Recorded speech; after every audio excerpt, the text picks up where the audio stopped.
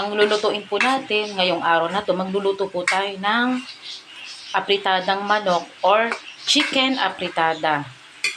Nagisa po tayo ng bawang sibuyas at sinasangkot siya po natin ngayon ang manok.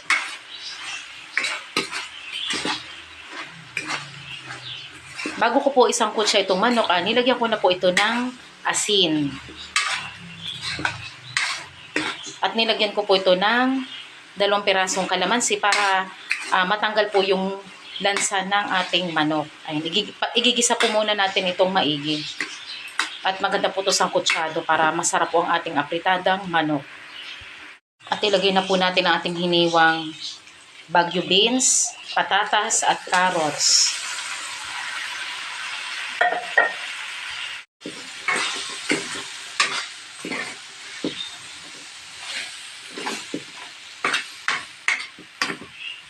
Natin ng tomato sauce. Lagyan natin ng tubig.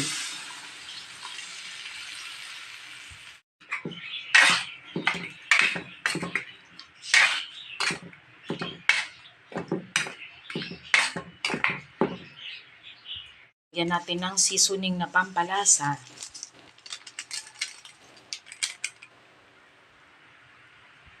Lagyan natin ng dahon ng laurel. Lagyan natin ng konting patis.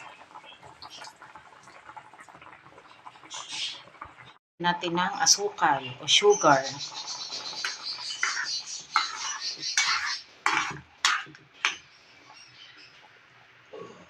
Natin ng pamintang durog.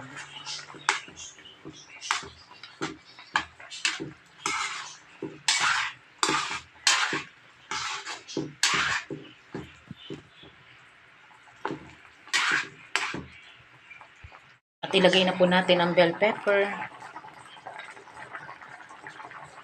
Ilang minuto na at malapit na pong maluto ang ating chicken apritada.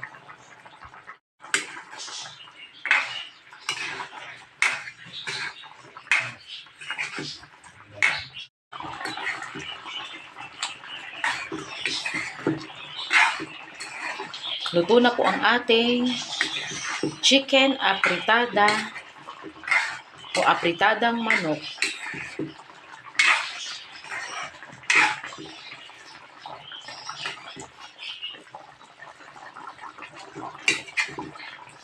Masarap dito yung yung sauce, ulam pa lang oh. Sarap nito sa kanin.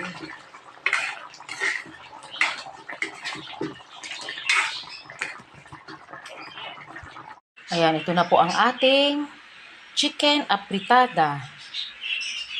Apritadang manok. Simple at masarap po at madaling lutuin. Maraming salamat po sa panonood nyo po ng aming channel, Nestor Lakay Channel. At huwag nyo po kalimutang mag-like, share, and subscribe po sa aming channel. Maraming salamat po and God bless po sa ating lahat. Thank you so much po.